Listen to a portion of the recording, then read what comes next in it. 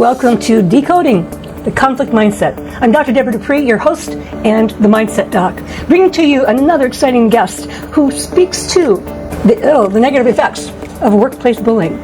Catherine Mattice is our guest speaker today and author.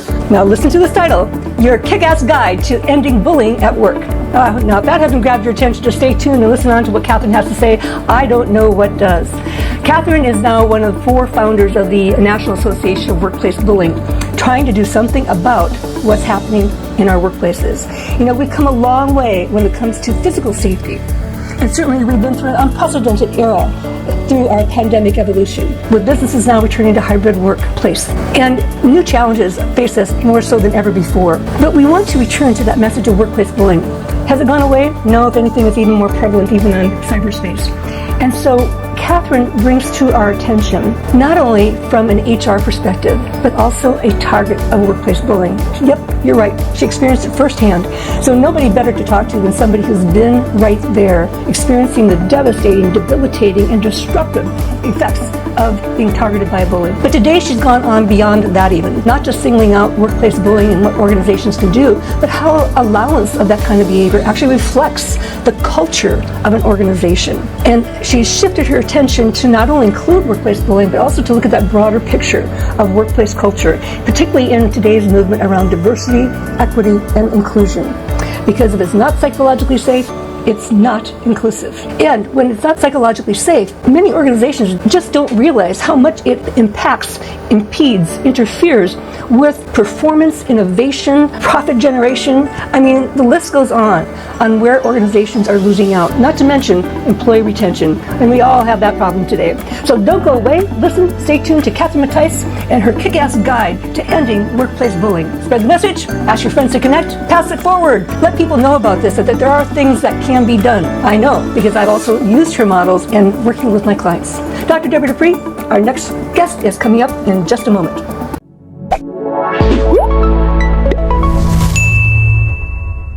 Welcome to Decoding the Conflict Mindset. Hi, I'm Dr. Deborah Dupree, the Mindset Doc. I am so excited to bring to you thought leaders throughout the world and from their respective professions in working with people in conflict. You don't need to be a psychologist to understand when people are in conflict, but you do need to know what to look for. And so if we get tips and techniques that others have used successfully in how they work with people in conflict, whatever the walk of life might be, guess what? We learn and we grow and we expand our abilities to deal with people effectively. Well, probably one of the things many of us share in common is the notion of workplace bullying. And so in that regard, I'm so excited to bring to you Catherine Mattice. And Catherine, welcome. Thank you. Thanks for having me. Great to see you.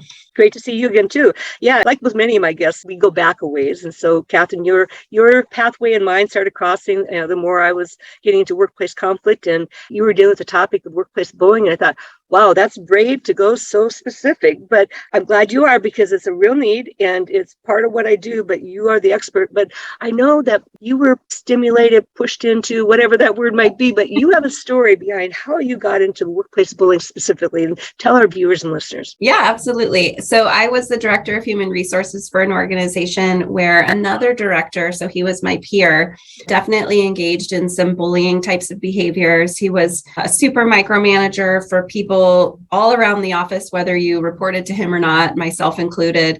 He definitely made it clear if he didn't like you, he would, for example, walk into a room where people were having lunch and just straight up ignore some people and really talk to others. I felt that he was insubordinate to the president in front of the staff, at staff meetings and things. So there was just some ugly behavior going on there. And as the director of HR, I could see the damage he was causing in his own department. And then, I was dealing with all of that. I was dealing with the turnover. I felt like I was constantly hiring into his department and then people would leave.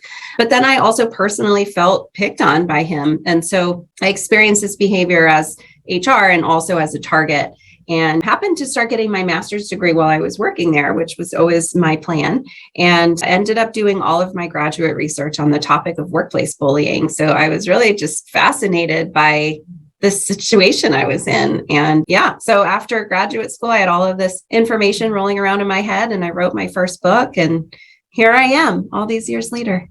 Well, yeah. Well, what I so appreciate about your story, and I've heard your story before, is the guts it took to, sort of speak up and do something about it, and how you've done something so proactively and informatively, for people who've experienced workplace bullying and those who don't necessarily believe it or recognize it. And we have to share the title of your book, because when I first saw it, I was like, oh, again, brave here. So I'm going to share, okay? The name of the book is Back Off, Your Kick-Ass Guide to Ending Bullying at Work. That's right. But it was enough to get you onto CNN, NPR, USA Today.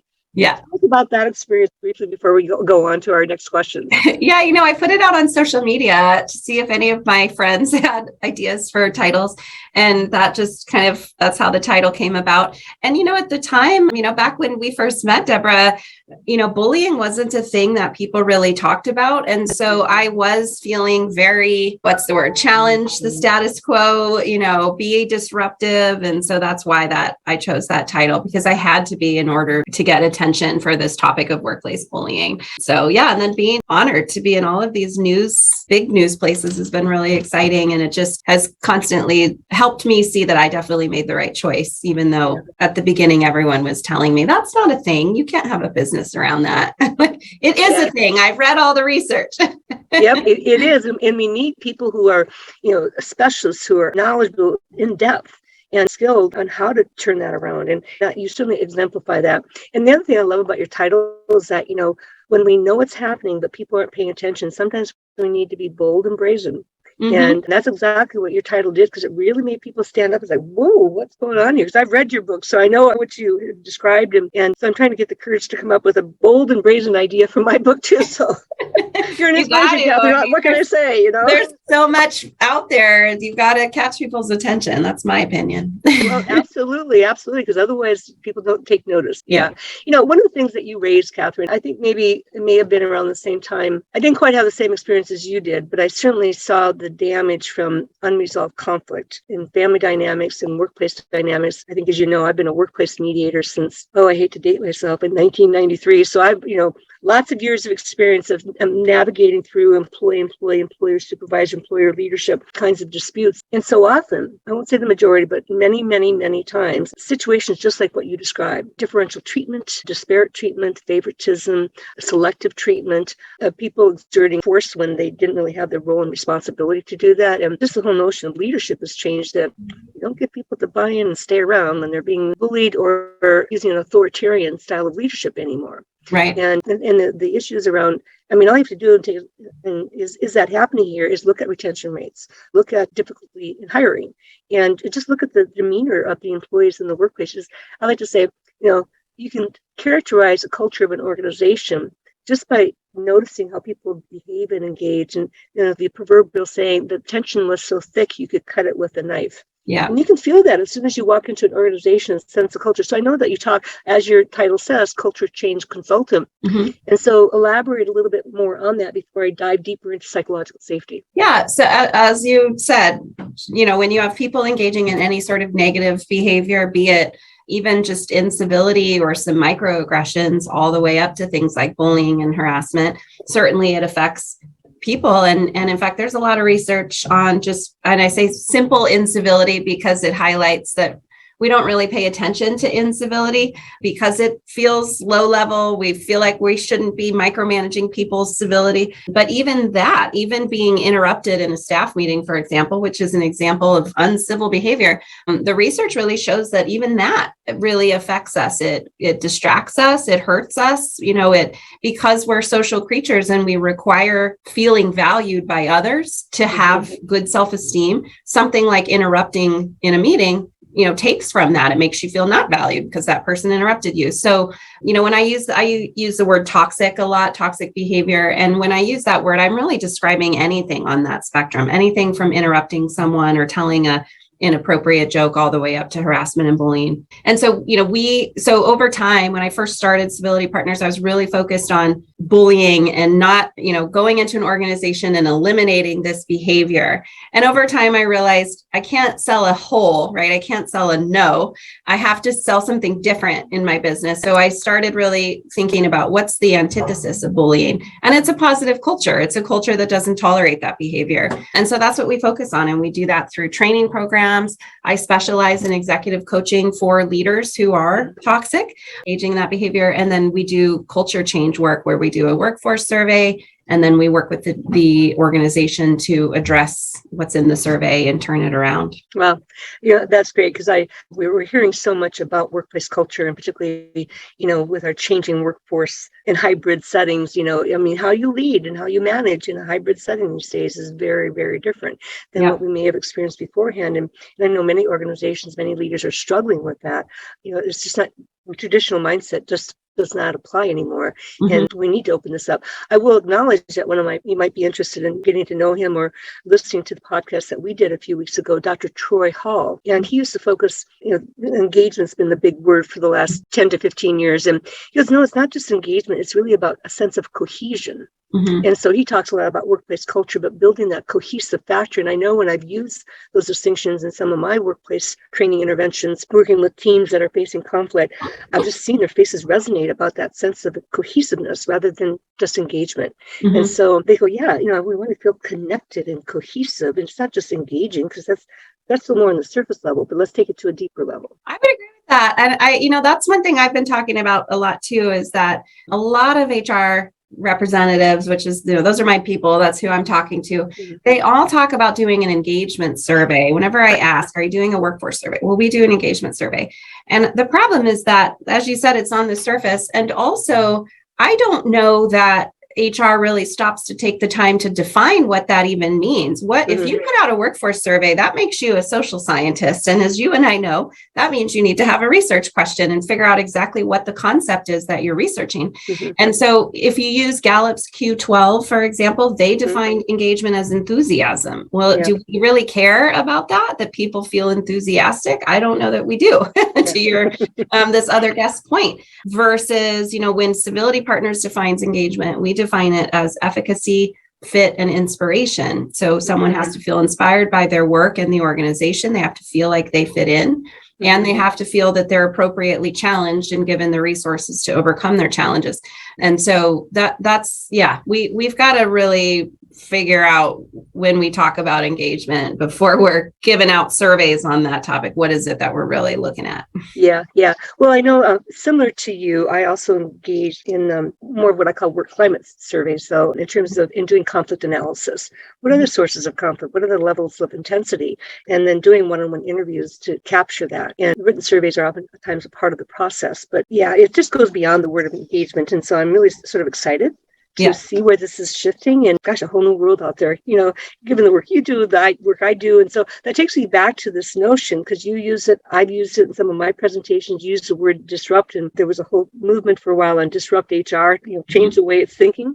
But I'd like to hear your definition of psychological safety and why it's so important. Yeah, so I see psychological safety as someone feeling like they can be their whole selves, that they feel psychologically safe to speak up, go against the status quo, challenge, ask questions, learn, ask for growth opportunities. And so that someone's free to sort of use their brain to the fullest extent. And that's important, because if somebody doesn't feel safe, and we can go back to just instinct, if you don't feel safe, then you go into fight or flight. You're in instinct mode and survival mode. And the research is very clear that when you're in survival mode, the only thing you're focused on is surviving. Do I run or fight? What are, those are the choices. But if you feel safe, your mind is more open, and then you can be more innovative. You can have that crazy idea that might change the company's trajectory forever and make them millions of dollars, So companies who aren't supportive of psychological safety are missing out on all sorts of things going on in their employees' minds that could be super helpful. Yeah. And so much of that, as I know your work shows, is that, someone feels psychologically safe means there's an absence of bullying, an absence of micromanaging. And I always like to emphasize, so I've worked around employees and particularly medical conditions, whether they're physical or behavioral health. And a couple things is that we know over the last 50 years what a huge difference physical safety has undergone in terms of OSHA and personal protective equipment and all this kind of stuff. But when you look at the EEOC, Equal Employment Opportunity Commission, filings, the level of filings regarding like sexual harassment, discrimination, retaliation, hostile workplace environment just keep rising. And so right there, that suggests that we haven't done much, maybe a dent in terms of improving psychological safety. And boy, I like to say we've come a long way, baby, but we've got a long way to go when it comes to psychological safety. So I'm thrilled to see your work emphasize this and what you bring to the table on that. Thank you. I agree. I think hopefully as the new generations come through too, the younger generations are focused on psychological safety. They grow up in a very different world. And particularly, they've had access to the internet their entire life, and more things are on the internet than when we first started using it back in the day. And so they can see their options. They can see that there are organizations that care about them, that want them to succeed, that want them to grow. And so they're going to leave, especially with geography opening up. We don't have to get a job in our own town anymore. So I think organizations that aren't focused on this are in a world of hurt. And anybody who's not understanding the power of psychological safety, they better move out of the way because others are coming through who do care about it. Yep, absolutely. Well, you mentioned, the research shows, and I try to bring evidence based on research and statistical findings to my work all the time. But I'd like you to elaborate a little bit about some of the research and how psychological safety does influence behavior, performance, innovation, and learning. Sure. So I want to start with a theory that has been proven over and over again. Barbara Fredrickson from positive psychology. She talks about broaden and build, which is essentially what I was just talking about, where it's kind of the opposite of the fight or flight, right? So her whole point was that if somebody feels good and they're not in instinct mode, they're in happy mode, they're feeling good, they feel safe, that their brain opens up, they're able to process more, they're able to problem solve easier because they feel safe to do all of that. From there, are able to, solve this challenge before them. And then once they've solved that challenge, it adds to their repertoire of learning and skills because now they have that challenge under their belt, and then they can go on and it kind of becomes this cycle. So just to use an example, if I'm in customer service and I have a challenging customer, if I feel afraid to ask questions and learn and understand the best way to help this customer, I'm just going to do fight or flight. I'm going to kind of do the minimum because I'm in survival. But if I'm able to ask questions, learn, grow, then I can solve that problem. And now I know how to solve that customer problem the next time it comes around. And that's, it's so simplistic, but it makes so much sense. There's tons of research from positive psychology about being spoken to with positive language. Gottman Index is another one. Gottman, did some research on married couples and figured out that there's a ratio of 11 positive statements to 1 negative statement in healthy couples. So those couples that report they're happy and healthy and have good self-esteem. And it wasn't, that 11 to 1, it's not dripping compliments. It's just acknowledging that you value that person. And, it's 11 to 1, just being kind, showing that you value this person, you care about them 11 times for every 1 negative time. There's just so much research out there that we do not thrive in scary, dark places. No. Well, when we can't see, okay, but we're huddled down, and so we're looking down and said we want to look up, and what's going around here? What can I learn? Exactly. Catherine, you mentioned Barbara Fredrickson, right? And you talked about her model being opposite of the flight and freeze. And what were the 2 words that you used there? Broaden and build is the broaden name. and build. Broaden and build. Okay. Yeah. I wanted to bring that back to our listeners' attention. Yeah. Because I'm very steeped in the positive psychology arena too. And so that's why I emphasize how you show up matters. How you show up impacts and influences somebody else's response to you. And you can either do that constructively or destructively. You actually have a choice if you are aware enough to make a difference. Yeah, absolutely. This just popped in my head too. I think organizations really address these things incorrectly. That they have an EAP program. So you can, hey, if you're not feeling great psychologically, here's a counselor for you and you get 3 free sessions, That's not help. I mean, the 3 sessions might be helpful, but it's not solving anything.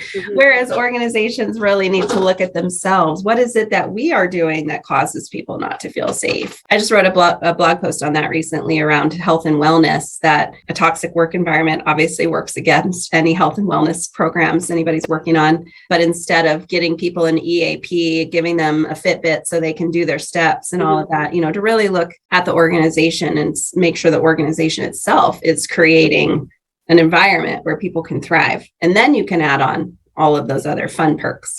Yeah, absolutely. Well, I know that, there's easily we can slip into the blame and shame game. It's your problem, not mine, and you're creating the situation. But really, for all of us, we need to start at ourselves. What am I doing to possibly contribute to this? Am I showing up in ways that make a positive difference rather than lead to a negative difference? And then two is that another thing that I find a lot of people when I'm working with them, attack the person rather than separating the problem behavior from the person. This behavior is what causes me angst. Right. It's not you. I like you, but again, these behaviors are not constructive to a positive working relationship. And if we can focus on the behaviors, it's easier for the other person to hear that and then buy into, let's explore how we could shift that dynamic between the two of you. Yeah. And I have some great examples of that from the bullying side, just from coaching. So often people who engage in bullying are diagnosing somebody as lazy or stupid, if they're making mistakes or whatever it is. They're diagnosing the person's an issue. And through coaching, I'm often able to help them see, well, is it that they're lazy or scared, or is it that they're scared of you? That's really what it comes down to. And so by adjusting your own behavior, then you can figure out what's going on with them. But it's because that's what's going on. They're diagnosing people as lazy and stupid and full of mistakes, Yeah. Well, I think another word I would maybe add to that is, because some people might be a little afraid. What do you mean diagnosing? I'm not diagnosing, but they are labeling. Yeah. Labeling people with less than constructive words. Yeah. So I'm curious, what are some of the earmarks? What are the clues that, if we know what to look for and detect, that are representative of an environment lacking psychological safety? Yeah, I think some of our subtle behaviors are good indicators. So, for example, if a manager is defensive or a team member gets defensive, that then certainly people stop sharing ideas with that person because they get defensive. Or people who are kind of the naysayers, oh, we've already tried that, it doesn't work. The complainer, so some of these sort of subtle behaviors would be a sign. Also, if people don't speak up, if in staff meetings, a question's put out there and you just get a bunch of blank stares, that's a sign that there's a lack of psychological safety. And you can also sense it in certain people. If maybe you had someone who did talk a lot and had ideas, and now they sort of slithered into the background because they're afraid. You can see the way, body language, if people are afraid, their arms are crossed, their shoulders are slumped down, versus if they're not, they're talking, they're laughing, they're smiling. So I think the main key is a lot of those subtle clues we can see. And then in terms of an organization in general, high turnover is a big example of some sort of problem, psychological safety, or maybe some other. Also, how the organization handles poor behavior. If somebody is sort of allowed to engage in toxic behavior, then clearly people around that individual aren't going to be feeling psychologically safe. So I think, there's kind of individual signs. There's behaviors we can look at to say, well, that doesn't feel like a psychologically safe behavior. And then we can look at the organization itself and how it's managing behavior like that. Yeah. I know that with some of the research and speaking I've done is that there is a known body of research out there that have identified 10 common triggers or emotional triggers that can lead to lack of psychological safety. Again, they're clues. It's like, well, what's this behavior about? And then using good communication, probing questions, and, well, where are you coming from? Help me understand, kind of thing. And gaining perspective about, well, how do you see it? Doesn't mean we have to argue about it, but just how do you see it? Help me learn from you instead. And so that's I think that's where a lot of leaders of people fall short of good people management skills, because they don't know how to ask the questions. They go, oh my gosh, and this is where I like to say we want to learn how to communicate, to have conversations, not confrontations. Oh, that's a good one. I like that. There's a book called Humble Inquiry by, I want to say, Edward Schein. I don't know if that's the right first name, but the last name is for sure Schein, and it's Schein, I want to say. Oh, okay. Humble Inquiry. And that book is really about changing your habits from what you just said, the defensiveness, the confrontation, to being curious. And it talks about sort of different kinds of questions you can ask, different times that it's appropriate to ask questions. And it really is about changing your mindset to being curious, really, and asking questions. And over time, learning to be a good coach. It's hard for some of us to ask questions because we get paid to have the answers. And if an organization is focused on quantity or numbers or KPIs and they forget the people side, then that's a great example of an organization where people aren't going to be asking questions because they're focused on the KPIs and so on. So so get curious is the phrase that I use a lot. Just I like ask questions. Where are you coming from? Where did that idea come from? Let's talk about it. Yeah. That's that whole curiosity kind of thing. And for me, really came out of my early study of appreciative inquiry, which I think goes along with the same thing of humble inquiry. Yes. And I think that's one of the things you just said it is that we're paid to have the answers. It's like, well, no, you're paid to have good people who think sharply about things, and you don't have to have all the answers. You just have to have the ability and openness to get input from those around you. And be curious enough, where do they see it? How do they see it? But you ultimately make the decision, but now it's a collective effort. And it totally changes that whole notion of cohesion, again, as far as how to get buy-in. Yeah. I'm curious, what would be some tips that we as individuals can use to build psychological safety in our own circle of influence, whether it's at work or in our community or in our families? What do you have to suggest? Yeah, well, the first one is to be that person who's curious, ask questions, and really demonstrate your open mind, and hopefully people can kind of pick up on that. I also think it's important for us to consider being allies. And that doesn't mean you have to go and, protest whatever. It just means that you want to pay attention to what's going on around. I always kind of joke that meetings at work are a great cesspool of microaggressions and incivility because and it's not on purpose. Nobody in there is mean. It's just that we get caught up on the business we're talking about when we have meetings. If you're in a meeting and you witness a microaggression or an inappropriate question or, anything that feels like, oh, that was kind of ugly, then step in. And you don't have to call someone out and embarrass them or shame them, but it could, be as simple as, I don't know, some sort of inappropriate joke. And you could just say, hey, that seemed inappropriate. Let's move on, and just, pull people away. So I think that is a great way to build psychological safety, is to sort of protect the safety in the room, and others will follow suit if you do that. Yeah. I think those are great tips, because I always like to say, that didn't sit well with me. That just hit me, and I'm not sure that's what your intent was. I'm not really feeling comfortable. Yeah, exactly. Or even back to the question, right? To say, hey, after a meeting, you could say, hey, I'm curious why you said that. I wanted to know more about it. And as they explain it to you, either they'll realize that it sounded inappropriate and they'll sort of learn themselves, or you'll really be able to learn where they came from with that. And then you'll know what kind of work you have to do with them to help pull them toward your way, Yeah. One of my colleagues in my earlier days of teaching HR professionals and lawyers to become workplace mediators, I was working with Dr. Nancy Love out of Calgary, Alberta, Canada. And she was a former educator. So she had all these great little phrases that she'd use, but she always talked about, when it comes to conflict, wherever you deal with it, it's about having the courage to be curious and being curious enough to be courageous. Because many people, and I think you find this in your workplace bullying work, is that they keep doing it because people are afraid to speak up about it. Exactly. And therefore they either come to believe that, well, nobody says anything, my behavior must be okay. That's where we have to be courageous enough to be, speak up about it, say, that doesn't sit well, right. And so it gets back to engagement and cohesion then. Yeah. I was reading a research article recently. It may have been on ethics and or psychological safety, or the two of them together. But this article was talking about how we all consider ourselves ethical. We would not steal, we're not lying, generally we engage in ethical behaviors. But hey, don't forget that the other half of being ethical is being courageous when other people are being unethical. So it doesn't stop with just you not being unethical or you being ethical. You have to, that's the other half. So I always like to bring that up too in conversations like this, like, hey, if you're going to go around saying you're ethical and believing that about yourself, you have to be courageous and step in when other people are being unethical. And again, it doesn't have to be some big whistleblower, sound the siren. It could just be something simple like asking a question or redirecting the conversation so that you're interrupting that negative thing. Yeah.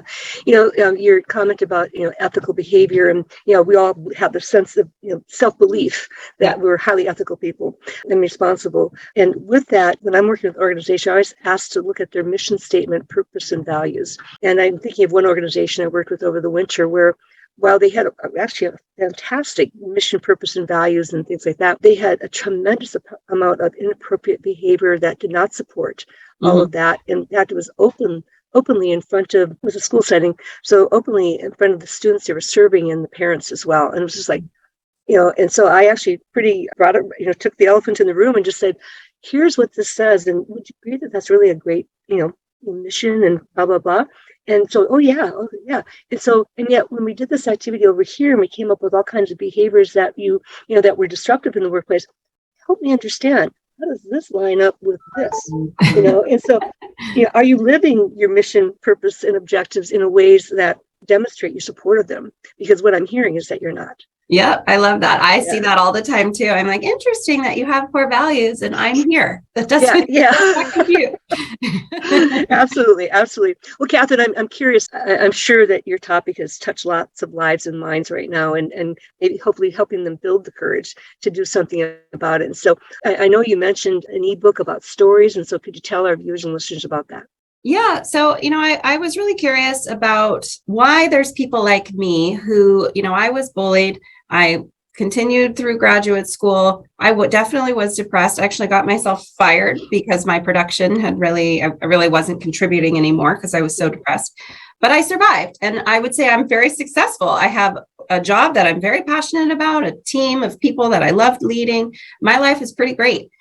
But then if you go online and look at workplace bullying, if you're a target, for example, and you're in Facebook, there are a ton of, I'll use air quotes, support groups for people feeling bullied. And the narrative there is how your life's over. HR is not on your side, quit, I'm depressed. And you just see all these comments about people who are destroyed. And I wanted to understand why I was able to get through it. And there are other people who feel destroyed and have PTSD, so it's PTSD versus PTG, post-traumatic growth. So I put the call out looking for people kind of like myself. Tell me your story of survival and success. We collected about 100 stories. And I say we, because I did this with the National Workplace Bullying Coalition, which is a nonprofit I helped found. And so we ended up with 23 stories in the book. The book is called Stand Up, Speak Out Against Workplace Bullying. And it's a collection of 23 people who have stories like mine. And the cool thing, they all have advice for the reader about things that they did that worked for them. But I will say the one thing I noticed in those 23 stories is that everyone made a decision to change their life, to take back their power. So in my story, for example, I was fired and I ended up moving in with a friend who was willing to let me live there rent-free because I didn't have a job. And I finished out graduate school. And then I decided I was going to start a business and write a book and do all this stuff. And so it was like, I changed my trajectory just by changing my mindset. Like, hey, I'm going to make a business out of this. And there's a lot of similar stories like that. Some of them people quit, but it was the way that they quit. It was very, I'm taking my power back. Dang it, I'm out of here. One woman decided that her lot in life was to stay in that workplace and be the Martin Luther King of that workplace. And she was going to make it better for everyone else. But that's her decision now. So now she has the power. And so that's what the book is about. So they're all very empowering stories. Great. Well, I'm thinking, because I still do some one-on-one coaching, and although a lot of my work is more group intervention or mediation based, but I've taken people off of work because their symptoms would increase rather than get better, even with support of behavioral health interventions. And so, because it's real, there are physical symptoms that come along with unmanaged stress. Yeah. And you've said it a couple times, and I meant to bring this out earlier, but part of my emphasis on mindset has been influenced by not only the work I've done and the gleanings I've learned throughout my career, but with the work of Dr. Wayne Dyer. And I love this quote: change the way you look at things, and the things you look at change. Yep. And so rather than focusing on the negative, okay, what's a positive here? And how can I build on that? And the other stuff will fall away. And so it's amazing what that shift in mindset can really do. Yeah. 100%. So Catherine, I'm sorry, go ahead. No, I just said 100%. I was just agreeing with you. Okay, great. Well, I was, I want to be mindful of your time, our listener and viewers' time, and probably talk forever on this topic. But, if people want to learn more about what you do, get in touch with you, get access to your books, how might they do that? Yep. So our website is civilitypartners.com. You can Google my name. I've probably got pages of Google pages there. I'm certainly on LinkedIn. I have a ton of courses on LinkedIn learning. So yeah, I'm all over the place. Yeah. Okay. Shoot me an email at info@civilitypartners.com. I'm happy to chat with anyone. So thanks again for having me. Well, thank you, Catherine. Again, your work's been amazing, and you've brought to light, a very, very critical topic. And so many people are affected by it at some point in their careers, and maybe not even in the workplace, but outside the workplace. And so it's a real problem. It has real effects, and there are things you can do about it.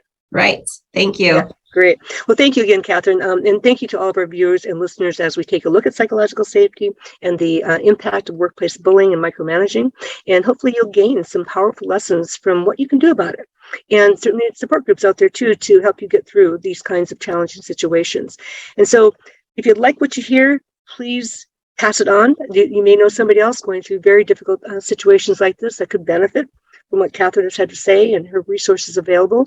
Again, we bring to decoding the conflict mindset perspectives like Catherine's that help us sort of unravel those challenging situations and empower us to know that there are things that we can do constructively, not destructively.